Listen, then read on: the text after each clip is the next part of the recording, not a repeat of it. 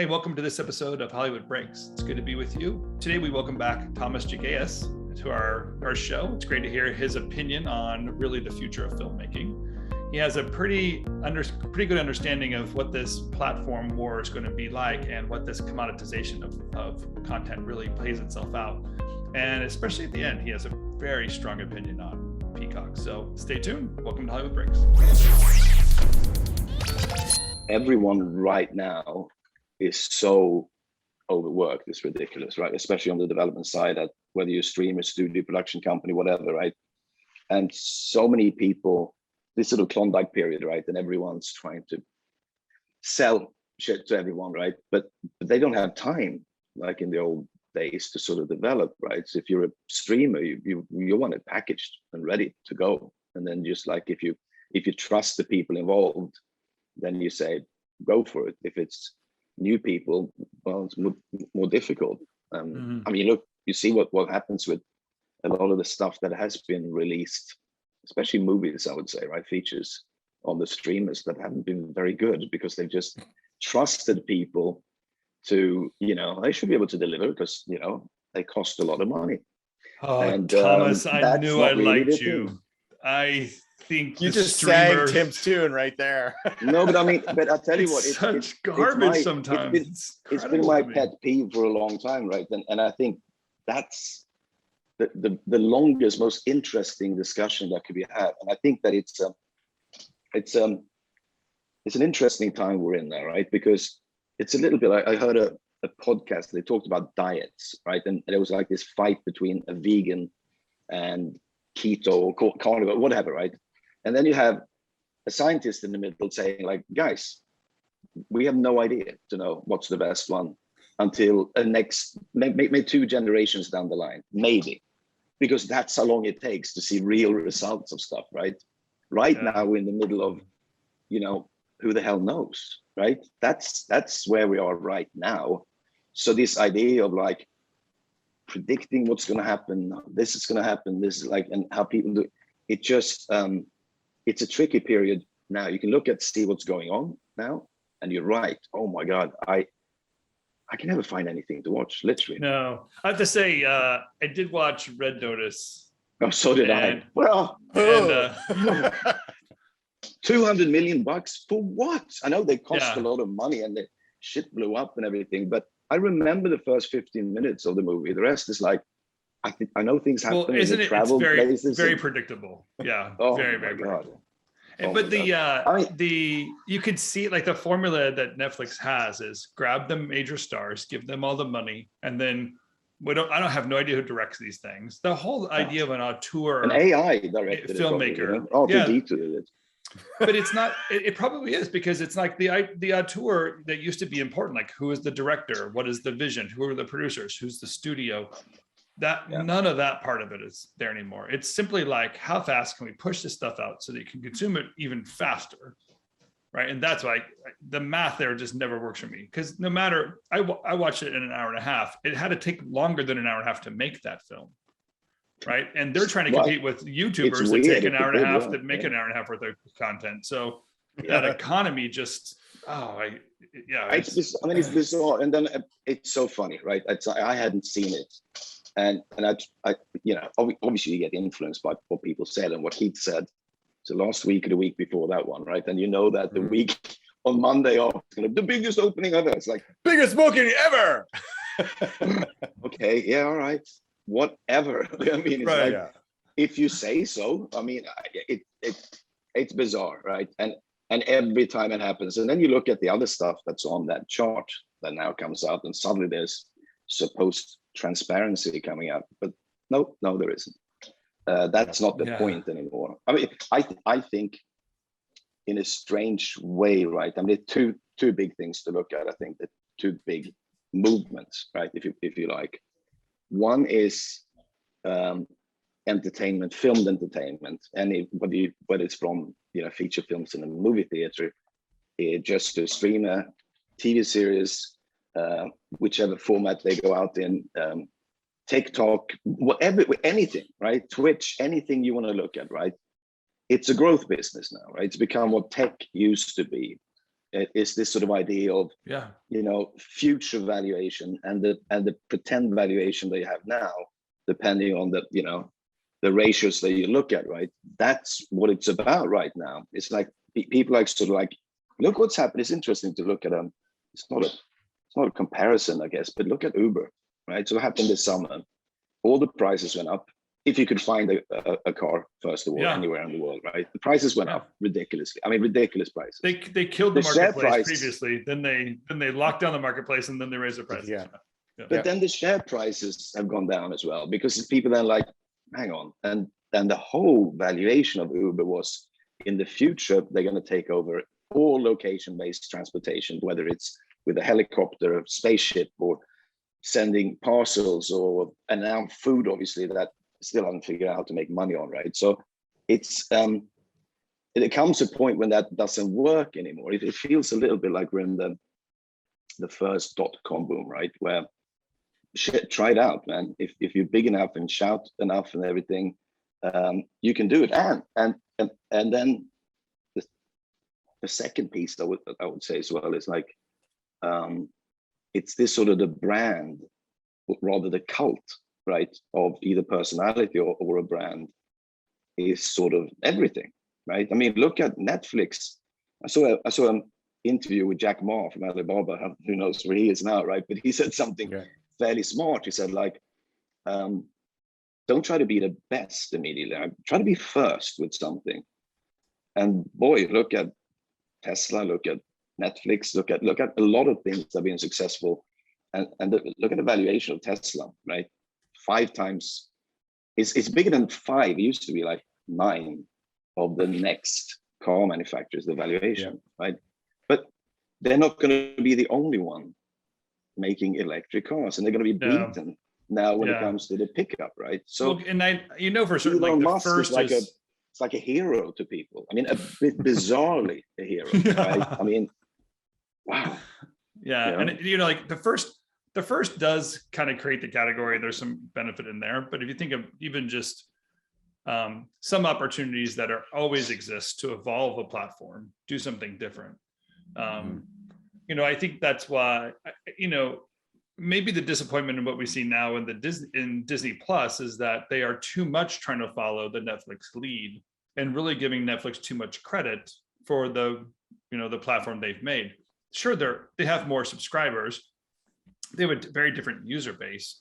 But Disney trying to keep up with that model, that consumer model, is just, I feel like it's depleting all the natural resources that they had inside the Disney brand, and their evolution of any new content or new quote unquote universe as well, they kind of seem to worry about nowadays, is it's going to tire us out. And then you could consume all of Disney in your lifetime is not something that you really ever wanted to expect to achieve. You wanted Disney to always produce new magic.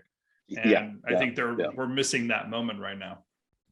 But I was going to challenge you a little bit on that one, because I think Netflix, the unique position they're in, right? First of all, they were first, right? They were like, boy, and no one took them serious in the beginning, and people were fighting them. I mean, I remember back at Fox, we weren't even allowed. And that was based sometimes on Rupert Murdoch's sort of, personal sort of aggro he had about people and companies, right? Because they stole some people from Fox and everything. But no one took them seriously in the beginning, right? It was this sort of like also ran. It was like, they will be at the end of the life cycle, right? Of the value chain. That'd be that, and then it goes to streamer. And now it's not, right? Now it's moved up to either pole position or second position, right? And no one took that serious. So they built the brand, and they have, if you look at it, yes, they have a catalog. Obviously, they lost a lot of it because a lot of the licensed stuff that they used to have now gone to the TV station or the broadcaster trying to be streamers, right? But they still have that, Netflix, the same way like in the UK, for instance, right? A vacuum cleaner is called a Hoover, which is a brand, right? I'm gonna Hoover. It's like it's one of the brands of the vacuum cleaners, right? But it became so popular, so everything, right? And that's when Netflix became good for them in that way. I mean, amazing. And the they're sort of all in, burn the ships, like, the old conquistador Cortez thing, like, I'm just going to go for this. I'm going to spend $20 billion on content, and I'm going to beat everyone at it. I mean, people are catching up. And then you look at the competitors. Look at now Disney, who, if you're not into seeing versions of what you have seen before, I mean, I look at the 20th Century Studios, as they call now, right? They sort of, they will make feature films that's going to be for theatrical and whatever, Hulu and whatever. But the stuff that they're doing for Disney Plus is rehashing old IP that no one really cares about. Home Alone, another one. There's been 5. The first one was good 31 years ago. Yeah.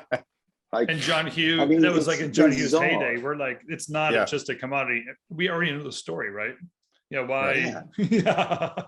So just reuse, and I mean, it's like, that's not how you start creating bigger worlds and stories that actually last, right? You have to do new shit as well.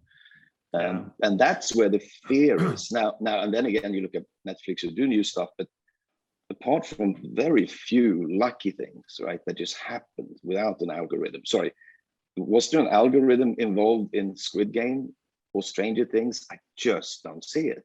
Yeah, right. It could not have tested the same, right? Those are those 2 things that just happen because they're like, wow, it just came together, right? Don't you think? I mean, I can't see someone pitched and then fed all the data they would have about Korean TV series about, slaughter and murder and how many people love Battle Royale, the Japanese movie from like the 90s, and then put that into a computer, say, this is what we're making. It's like, no. Maybe they tested it and stuff afterwards, but the marketing on this one happened afterwards, right? Yes. It didn't happen before. Well, that's how it really works. Marketing, right? If you think about it, that's how Netflix operates in a lot of ways. They let the show itself do the marketing. Having talked to a lot of people who've worked at Netflix, it's really just a nonstop. You get the tile and shape, you release a trailer, boom, on to the next one.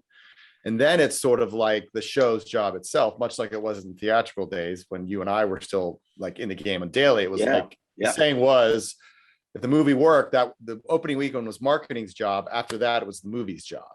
Whereas now it's basically just the movie's job the minute it goes on, or the show or whatever. And they rely on people to start talking about it. And then it starts popping up in the algorithm. They start pushing up front. And if you look at what they're doing with Red Notice, like there was no promo behind that really at all. I mean, they did their Tadam Fest, which was like basically like a CinemaCon for Netflix. And they had some, leaks there and some footage, and Ryan and, Dwayne and Gail were out doing their thing, and now they're still doing things with Ryan. He's out. He just did something with Antique Roadshow where he brought the egg from the movie and had the guy value it. I mean, he's brilliant like that. I mean, that's what he does. He's like the really fun version of really sarcastic version of what Tom Cruise and Will Smith used to do, but entertaining. I mean, it's like, right, exactly. Did he bring his gin bottle to the roadshow too? So he brought his gin, and then he had then he took a call on the Cricket wireless. So of course he did. It was on brand. I mean, he's sort of a comedic genius, right? But what I'm saying is, it seems to be that their model is we market after, like we don't really push it beforehand. We do it after, which is an interesting twist. But most of the time, their movies aren't that great, as Tim will say until he probably blew in the face, because the quality is not what's important to them. It's engagement. And a lot of these streamers are starting to do the same thing. When we had Cameron on from Amazon Prime, she said, our goal is to get them into the Amazon Prime, and then they never leave. We have Amazon Prime, we have Amazon Music, we have the Amazon Prime Shopping, we have Amazon Prime Video. We don't want them to leave. And that's what Netflix is doing. We're like, we have all this stuff. We have Red Notice. Oh yeah, there's Red Notice. Oh, don't forget about Squid Game. Oh, Stranger Things.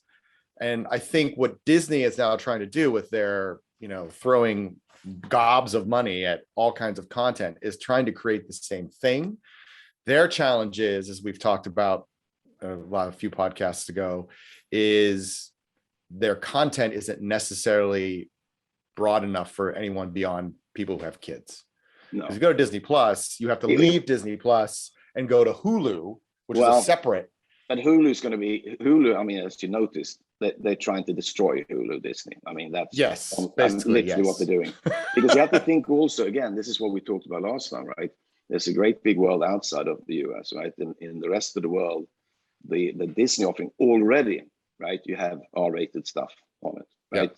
Yeah. Because I guess people are not as afraid in the rest of the world, and also it's economy of scale in a way, right? So Hulu they're trying to kill, and then you look at Hulu also, they've made a few decent, original programming and everything, but it's overlapping now with, the worst streamer that are out there, which is Peacock, right? They're sort of overlapping in content, a lot of the stuff. So I don't know what NBC are trying to do there either. I mean, literally, it's just one of those, it will disappear. I mean, you look at, I think the funniest one, right? And then you look at, and you're right, because the Disney thing is, and also then we talked a little about this, you and I, Keith. I'd be really interested to think what you guys think, because you had a separate episode about this, which is something you sort of, we all looked at from the outside, thinking, first for years thinking the magic will have to disappear, right? With Marvel, it has to disappear. But it's what Richard said as well, this idea, it's not just superhero movies, it's just movies. And if you look at Endgame and Guardians of the Galaxy and Captain Marvel, I mean, they're science fiction movies as well, right? Then they're pure, I mean, not pure, we'll get to that as well, right? But they're science fiction, they're not just superhero. They're like, for science fiction geeks, the great space battles and spaceships and all that shit, right? And, beam me up, Scotty, kind of thing, right? And activate the toaster. It's all this, all that cool stuff as well. But everyone's saying like that has to run out, right? And yeah, it's sort of, I don't know how they're gonna sort of get it back to the levels it were before. I mean, Endgame was that sort of like really the magnum opus, right? Because you'd had individual characters with their own storyline leading to this massive thing.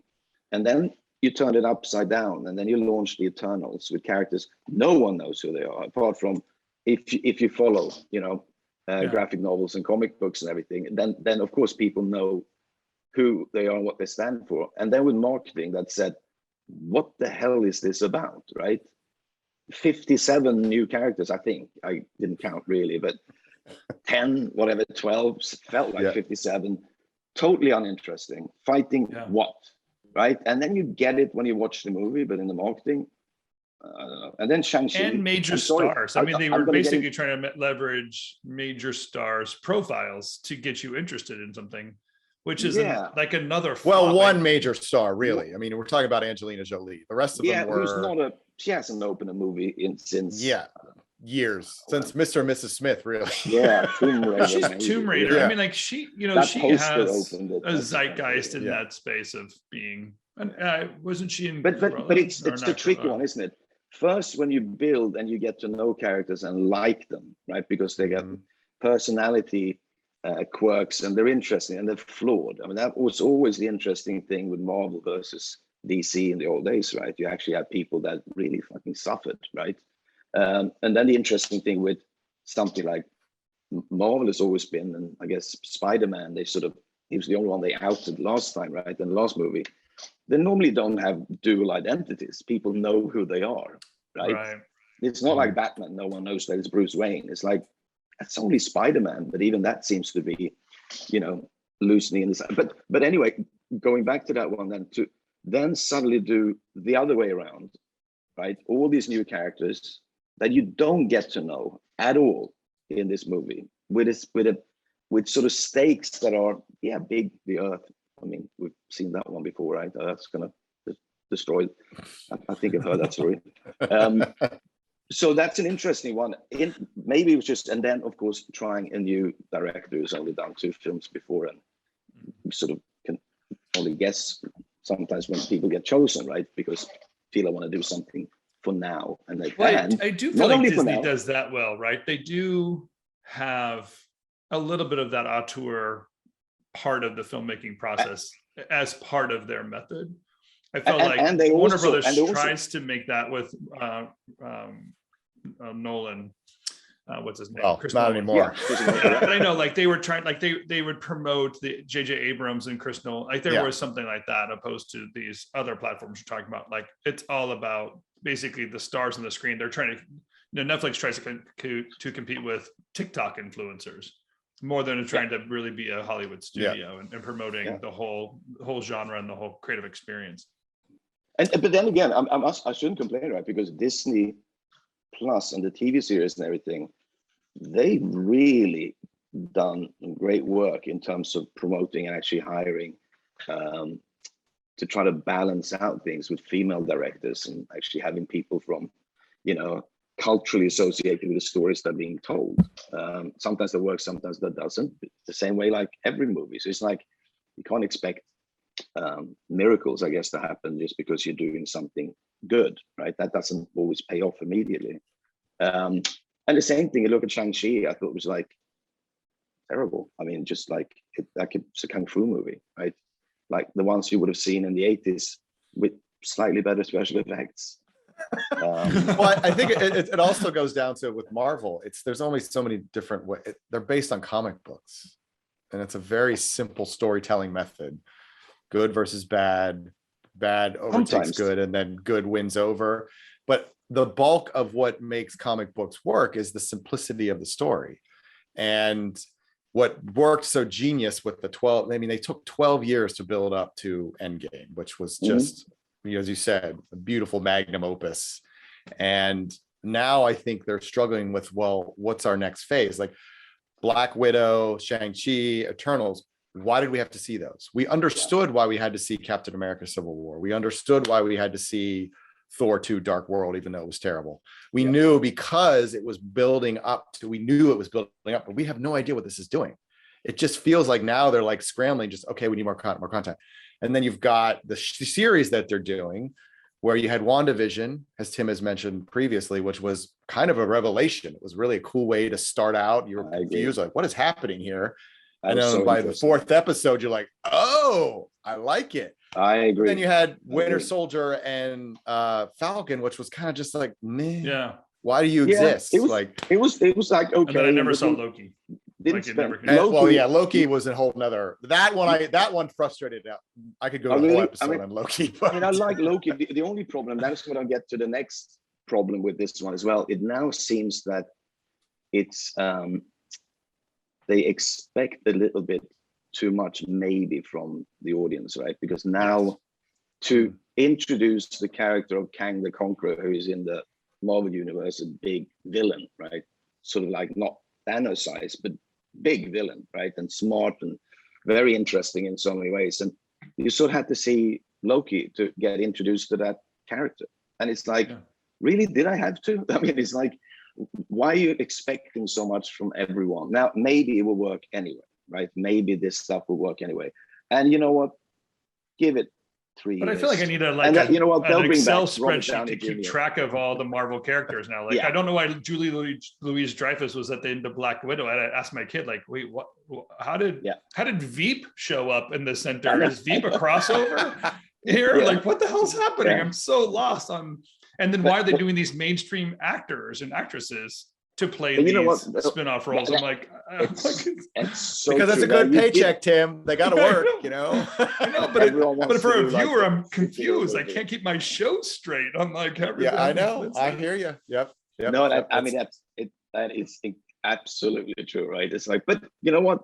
Good payday and probably fun, right? At the same time, right? Yeah, I don't blame the actors, by the way. I want to do something for my kids, you know, and like, it's just like, but.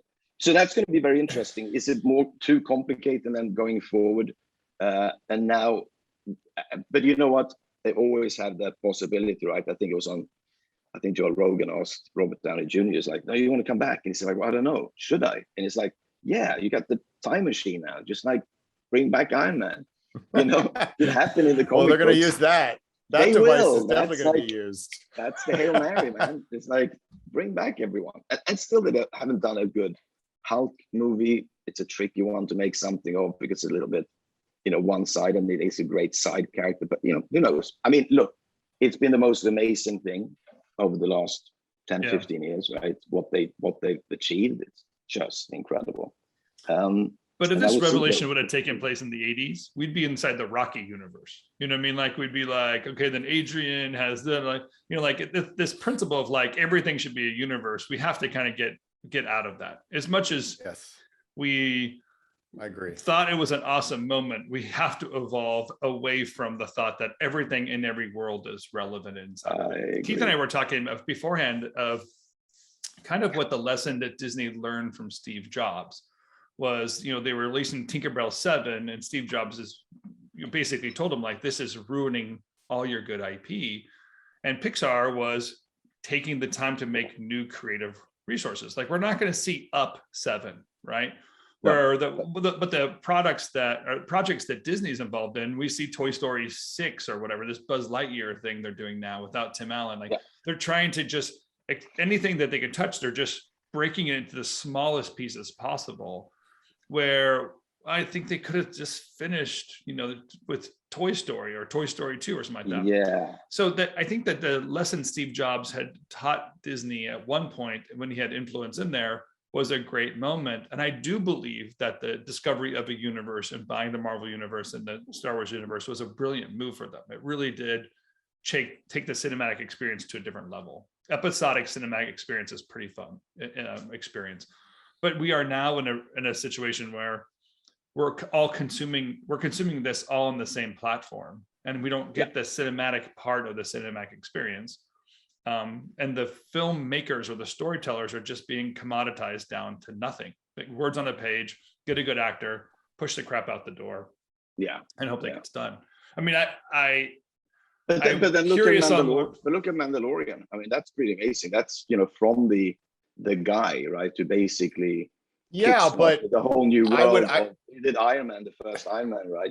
And I actually like Mandalorian. I think that's better than in so much more satisfying in many ways. I mean, that end scene episode, sort of the season 2 of Mandalorian, was just like better than any of the new Star Wars movies. Yeah. It's like, but that's Jon Favreau, right? They have a filmmaker doing that. They have filmmakers making that. They actually had a series of filmmakers that are contributing to that. Well, I think the other thing that was different about that is they took something like a minor character, albeit a popular character in the Star Wars universe, Boba Fett, and they invented this entire, you know, culture and basically religion around him and the type of bounty hunter they were. And it was just, that is what we need to see more. We don't need to see more of Buzz Lightyear taken out and then, now we're going to do another one about Woody's evolution. No, just take give me a small character and build something that's original around that character. If you really need to stay in the universe, then do something like Mandalorian, where it's sort of like taking, again, a minor character and building this really rich mythology around a very minor character. That's where original storytelling kind of comes in. And that's what they need to do more of. Now, I'm a little nervous about the Boba Fett show, because it's like, okay, where are you going to go with that? But now they may have had the same mythology. I don't know. But I think that's the way forward for a place like Disney. And it seems to have, I don't know the story at all. I just, from the little I've seen, teaser materials, everything, I get that it's sort of smart because they're using it's almost like a mafia movie, right? It's like the Godfather kind of thing. He's taking over as the head of the family kind of thing. And the other gangsters are there. Why would we trust you? Blah, blah, blah. It's like, it feels like at least it's a new spin. It's not just a straightforward, here's Mandalorian again.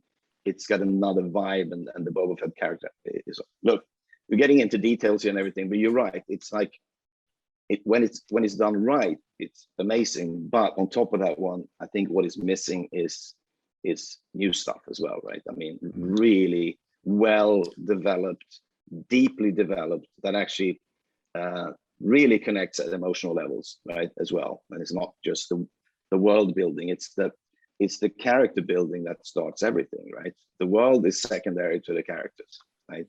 Yeah, so you have to care about characters, and when the story about the people that you sort of either identify with or not understand or want to understand, then you build the world around it, not the other way around. Yeah, I think that the character development is probably what we buy into when we're investing in a piece of content or telling our friends about it. It's something that, I mean, literature has always had that appeal to us, where we could recognize a character, want to kind of know more about that character. And anytime an author would give you a deeper piece, think of like the James Bond series, like that series was always an evolution in a different storyline, or Sherlock Holmes series. Like those are series that you could, that a character is developed and expressing itself over time. It's pretty amazing. And film does have that ability to do that. But I think it's the exploitation of it is that we're all recognizing. Disney wants to Disneyize it, which has some magic to it. And then for some reason, it wants to put it on every product on the planet right after that. And then that secondary market where they commoditize the good stuff that they have, I think is where the burnout often comes from us viewers. And then when we get these strange platforms where we can consume it all and without leaving our house, that consumer mechanism in us just has a longer play out or a shorter play out of something that needs to take time to develop. I mean, that's where I think we lose it all. And of course, Disney are different than everyone else, right? Because they have a licensing side of things. Stop it! No. Hey, stop! Not the dogs fighting.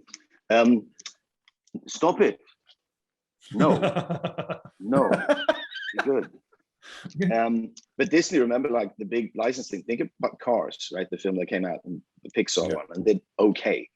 And then you look at what much money that made in licensing. Those toy cars is enormous, right? I mean, it's billions of dollars of revenue coming in on that one, and profit, right? So, and then of course you have the theme parks, right? So you need longevity of certain things. If you come in with something new, you have to hope that it's going to live a bit longer so that you can actually make a ride out of it as well, right? Or something that bring people into, get a creative idea behind, an experience. A ride is not the right word anymore for it, right? But an experience. So that kind of sort of value change and life cycle of ideas and IP as well, of course, is very different than anyone else. So I see what's driving it, obviously, especially the new guy, the new Bob, right, is from the theme park, right? So that may influence his thinking as well going forward as well. All right, so before we have to wrap up soon, and I'm there's from where both of you guys sit. You guys have sat inside marketing departments. You understand how the evolution of a push works. If you could kind of write a ticket right now, which IP or what type of IP would you want to, promote, and that you believe would have long-term appeal? And even if you even have an idea of like, is that long-term appeal like opening up a universe, or do you think there's an awesome evolution with what we see consumers doing now that could take advantage of it? Oh, you know what? It's like it's more complicated a question in many ways than whether or not what marketing can do. I think that if you look at when we did talk about, for instance, theatrical, what's going to happen with theatrical, right? It's going to be interesting to see now. First of all, HBO, what are they doing next year, right? When this year was the day and date release, and what's happening next year, right? The biggest problem I see in the whole thing, apart from obviously the not being able to open movie theaters and then open them with 50 people in them and blah, blah, all this stuff, right? And it still lingers. People still like, do I want to be there kind of thing? And habits die quickly, right? And the biggest issue, I think, has been just the lack of product, right? And when the product has come out, it's been good, but nothing has been amazing. I mean, who knows what's going to happen now with the new Paramount Plus, guys running it, and the new person there and everything. Is Top Gun still going to be a big theatrical release? You'd hope so. And I wrote, I must say, so I should make just like a little, not like I said so, or that I was smarter. I just looked at all the information that I could find from people, but I wrote articles about this stuff like in April and June last year about what was going to happen, and then everything sort of happened because what people, I think I wrote in April, there may be COVID too coming back, right? And it's like a new strand. And yeah, it sure did, right? So that's why when people say, oh, well, now we're going to open last fall, right? And then not then audiences not knowing what's coming out. I have no idea what's coming out, and especially since I don't watch normal television, right, anymore. I haven't done that for 6 years. I mean, I've cut my cord a long time ago. Not my cord, but the cord. And Keith and I, we both know that it's like it is broken in as much as to still make a trailer for no one seeing it in the movie theater, right? And movie theater visits begets movie theater visits, right? You build a habit going back. You're being marketed to. The best marketing spot is in a movie theater. Inside the theater, of course, right? Trailers and all stuff. And then there are other ways of doing that. People are having, as you know, from Keith, from the sort of the what's it called? High performance. Hypo group, right? And there was this great ideas that came out of that one, how to keep audiences and communicate them within the theater and outside as well, and sort of push materials to them and build a relationship with them in a different way. I think it's just been stuck the same way that you look at the big business of like being script doctors, and every movie or whatever is going to be done in exactly the same way, right? It has to start with beat number 1 from Save the Cat, that book, right? Beat 1, and it goes to beat 2, and you have to follow it, right? The only one you really have to look at is movies in terms of learning about structure. One of the best ones is Star Wars, and Jaws is another one that's amazing, right? But it's this idea, and then trailers became the same, and it became a lot of time trailer makers, right? The creative who are amazing, genius is what they can do. I mean, just genius. Some of the best editors, the period of any sort of medium, right? But it's still then steeped in the same format, right? It's still the same. It's going to start the same, and it's going to be the sort of like the button, and it's all this stuff, and the song, and then the new flash cut that someone invented and then everyone used for 6 months, and then also the fact that you have to change it for the medium, right? It has to be a different thing, and the fact that people haven't tried to also add some sort of marketing, advertising acumen to stuff as well, not just take the materials. There's other ways to tell why you should see something. And then the number 2 problem with everything is like, how do you reach people with it, right? How do you reach now people with this stuff if they're so elusive, right? So we're basically missing the marketing audience, right? The traditional marketing that's been around, that audience is gone. So the marketing part of that, or the marketing mechanisms we used to use, seems to be gone as well. But there are people that are consuming content, and to some degree, I think some of them we're all recognizing are just rote. They turn on Netflix, and whatever's in that first thing, they press the buttons, and that's marketing, just JPEGs on the screen, right? Right. But if you were to invest, Keith, you and I talk about this, but like, if you were to invest in something, where are we going to get the next audience from, and where does that hit? Are we looking at video game characters? Are we trying to get things out on the metaverse with the evolution of these characters that are happening out there? Is there plugins that we're going to use? I mean, there's going to be an evolution that's going to take place, because we know we're at the end of this consumer cycle. We're all burned out, so there's got to be a next thing coming. I'll tell you what I think the smart way, and it's combining a little bit of like, it's sort of current trends and things that have happened and everything, but it's something that I've been interested in my whole life. And so I've been toying around with how to tell this story way before I get into production myself. And World War I for me was such an interesting one, because, and now 1917 came out, and it was great, right? But if I was going to invest in something tomorrow, a TV series, right, with sort of global appeal with more of a focus on the US and Europe, would be to do a multi sort of culture story leading up to World War I, or it's just started, where you have a group of people in America, you have a group of people in Germany, France, UK, America, obviously. And they could be in one of the groups, could be a family, and one that could be a few brothers, the other one are you're just friends or something signing up, and everything then leads into the big sort of conflict between the people that we get to know is actually on the battlefield and after, right? So you would do something where you get the best German actors and writers and everything, and it'll be done in German, written in German, and you'll have a smart enough person. I know that Christopher McQuarrie wants to do a World War One thing, story, or whatever. And then you have this, it's almost like if Downton Abbey hadn't happened yet. That would be the British version of it, right? With the son going off, because people are fascinated by the idea of the old royalty and what happened after World War One when then America took over. Same thing with America, where there was so much against the war, right? That's what you would have then. In Germany, you would have the moral conundrum of being someone that, well, I don't buy into it, but it's my country. And Germany was quite, you see, there's so many amazing storylines and character lines before you get to the meat of it, which is actually then the big drama, the big action on the battlefield. You have to think about it in new formats and stuff that actually really lends itself to how we consume stuff now, rather than, oh, I'm going to make a sitcom. Oh, okay, we did them before. You make another one. If it's great, it's great.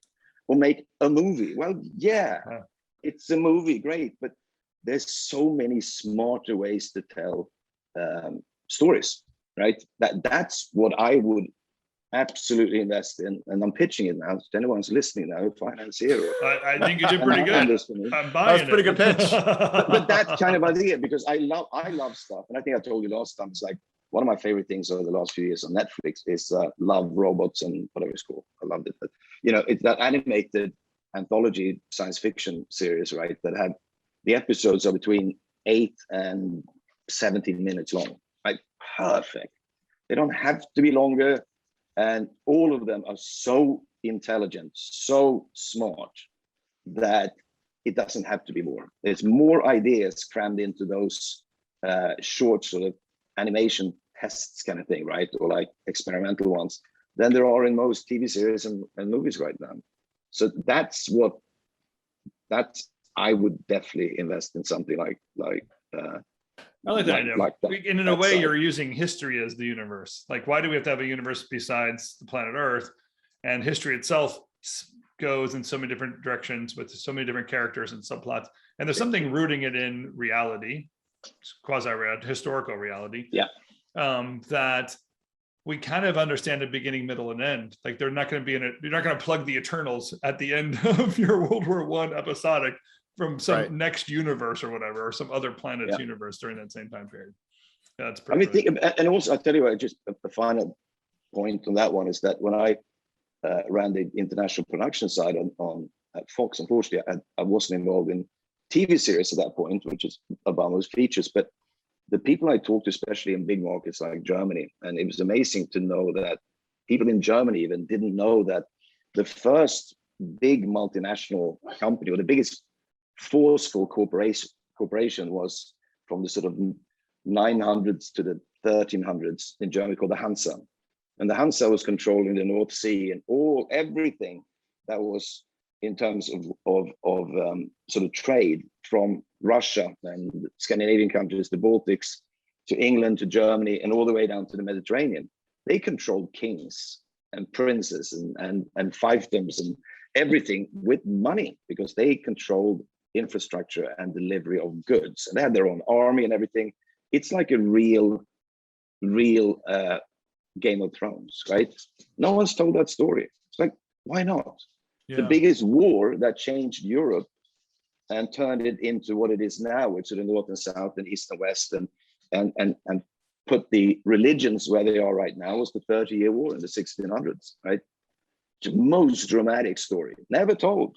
It's like, why not? It's like, this is where you go. This is where you find stuff where there's so much in it that the characters will come out of it because of so many amazing things that happen, and it changed the world. All of these things changed the world. We've done World War II, right? A lot. We've done Vietnam a lot. We've done the Iraq War a lot. But it's like this stuff that actually had bigger implications, apart from splitting up two parties in America, right? It's like with certain political things that happen now. That's the stuff I would go into. Spoken like a true European. because we Americans, like, well, I don't know, we won, and then that's about all we really reconcile about. It doesn't happen on our homeland. We don't understand all that. We don't really care. Character Right. development, and we've learned basically basic stumps in our history books. We don't really know. But very few Americans have taken time to actually engage culture that's just outside of it. Yeah, Downton Abbey, right? But look at that, and the most fascinating stuff a lot of the time, the new stuff from Netflix that we're really good at is the local language stuff, you know, because it's a new world. Isn't a lot of the time storytelling and really powerful storytelling is taking you to another world. It used to be I love that sort of like you can actually look at the top 10 movies of all time, and in every trailer there was, welcome, are you ready to go back to the Titanic? You're not in Kansas anymore. Welcome to Jurassic Park. Welcome to Earth. It's like all these things were like moving into a new world, right? It's all these sort of like Alice in Wonderland idea of like you grabbing an audience and you have some character that takes you into a world you've never seen before. A long time ago in a galaxy far away. I mean, sorry, can you tell it better than that? But just like, I'm going to take you on a fucking journey, right? That's what it's about. That's why international stuff should be even more interesting, right? I love it. Yeah. Well, Thomas, it is good to see your face. I'm glad things are going well for you, and you're going to change the world with hopefully this is content that I'm willing to now watch. You're not going to sell it out to Netflix, are you? You're going to put it somewhere where the plan is not to do that, because we want, or don't put it on Peacock either, because I don't think I have a Peacock subscription. Sorry, can I tell you the last one? You have to go and check this, why Peacock are in trouble, right? This is for me hilarious. Okay. But I just looked just before this one. I just looked at some like science fiction and everything, right? And fantasy. And here are the stuff that's on the what comes up as recommended on science fiction. Earthstorm. It's a feature film starring Stephen Baldwin. What? Stephen Baldwin. Robot overlords. Solar attack. Alias agent. Descent. And that's not the great movie about the girls going out. This is about a mission to Earth's core to stop volcanoes. And then to the just added list, the number one movie on that one is a movie called Abduction, starring Scott Adkins. Exactly. I mean, what the? Wow. They're buying these, so like they're buying all these. The lifetime of streamers. Yeah, it's like they're buying this sort of like, it's the not B Jurassic movie Park. channel. It's like Jurassic. Yeah, it's B movie channel. It's the exactly. It's when they do this like $5 million versions of $5 million versions of like the 200 million. It's like, wow, you're in trouble. You just have to like pump shit in. Who's watching that one? I mean, no one. Bizarre. No one. To be That's the clear. point. Like 2 people have watched it. That's why it's the most recommended on Peacock. And they were trapped on an airplane, and that was the only download they had. They're like, crap, I have a great copy line for them for Peacock. You know, it should, but for you who are either drunk, over medicated, or don't give a shit. Peacock. Right? CC Brian Roberts on that. That's great. I love it. Oh my God. Yeah, we're gonna have fun with that one. Thank you. Good to see you guys. Of course. Thank you, Thomas. Appreciate it. Thanks.